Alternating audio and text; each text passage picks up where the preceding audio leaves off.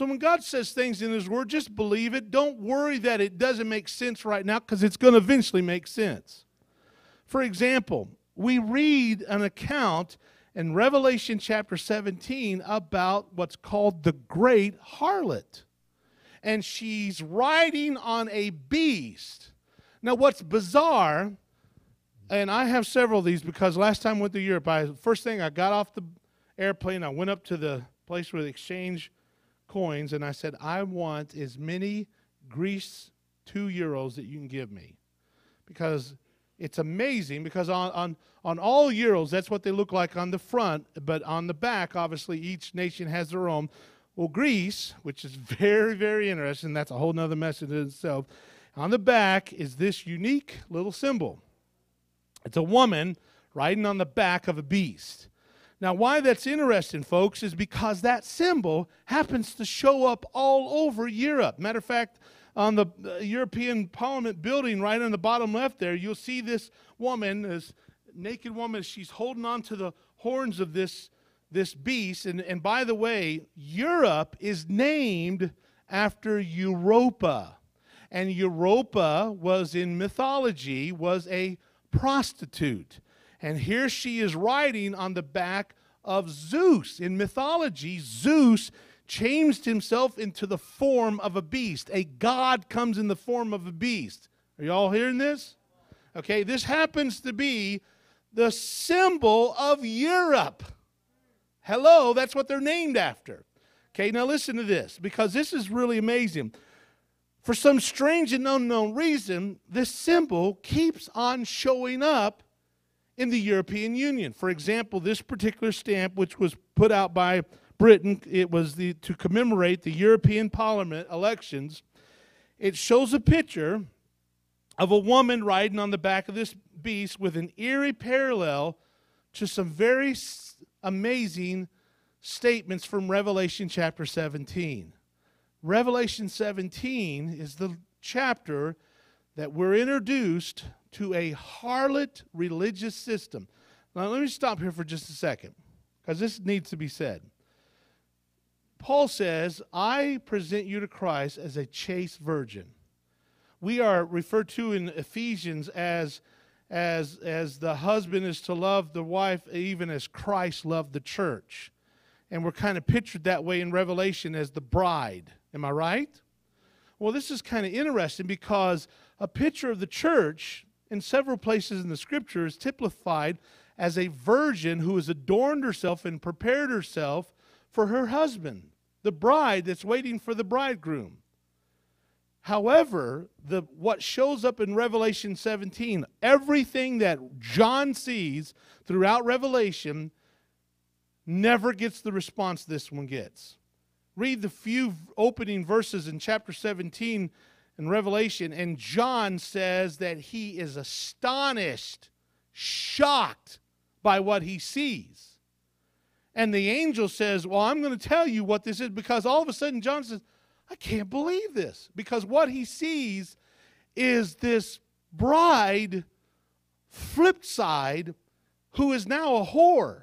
She's a prostitute, and she's selling herself to the kings of the earth, and she's drinking blood, and she's drunken from the blood she's drinking, and it just so happens that the blood she's drinking is the blood of martyrs, of those that love Jesus. But here's a woman representing a church, but it's an unfaithful church, and she's drinking this golden cup filled with abominations and detestable things. Anyway, we find out what it says here, chapter 17, and it says, it opens up and says, there came one of the 7 angels.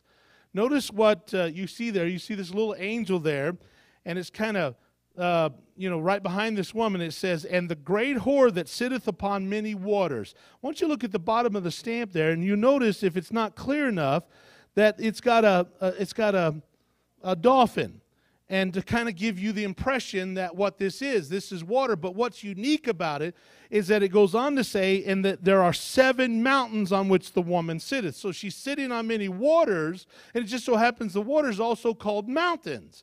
Well, take a look at these mountains. There's 1, 2, 3, 4, 5, 6, 7 little hills, little mountains. How many know that there's a city in Rome called the City on 7 Mountains, the City of 7 Hills? And how many know that it's represented by a woman and represented with colors that are called scarlet and purple? The colors of my mind just went blank. The cardinals and the bishops, purple and scarlet, which was also the colors of Rome. When Jesus was being mocked, they put on a scarlet robe on him, and later on they took that and put a purple robe on him. Those 2 colors will show up again out of this religious headquarters that comes out of Rome, that is a prostitution of true Christianity that sells itself to the highest bidder and commits fornication with all the leaders of the world. How many are starting to get the little picture that is being painted there? By the way, this is called mystery, Babylon the Great. Now, why that's interesting, folks, and everybody look up here, is that you've seen that famous drawing. Titus, how do you pronounce that guy's name? Bruegel, who is the one who probably is the best-known artist for this design, this, many century design of the Tower of Babel. Well, the reason why that's important is that because that particular design was what the European Union Parliament building, which is in Stratford, France, built to represent this enormous replica of the unfinished Tower of Babel as its centerpiece. Now, this is quite amazing because their official poster that came out when the European Union started to announce its declaration, you'll see it there on the right. It's called Europe, Many Tongues, One Voice.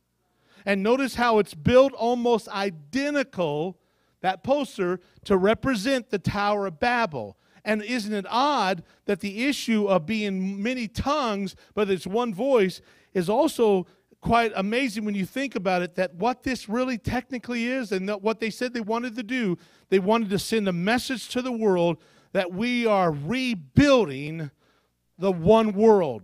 We're rebuilding this. Now, think about this, folks. This is not a biblical group of people trying to fulfill Bible prophecy.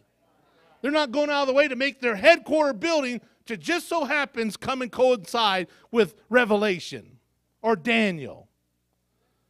What's so interesting about this is that the European Union's united military strength and its rising, intimidating euro currency has made the European Union quite powerful, like iron. But lack of central leadership makes the European Union unable to act in emergency and therefore brittle like baked what? Clay.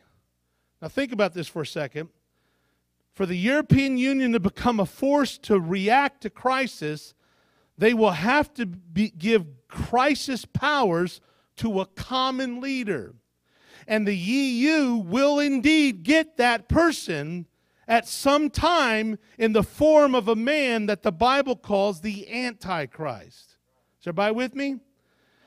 Once he has stabilized the European Union, you say, how do you know this, John? Because this is all written in plain, simple language for you and I in Daniel and Revelation. It's just that you need to stop watching television and find out what the Word of God has to say, okay? Okay. Now, that one didn't go over real good, did it?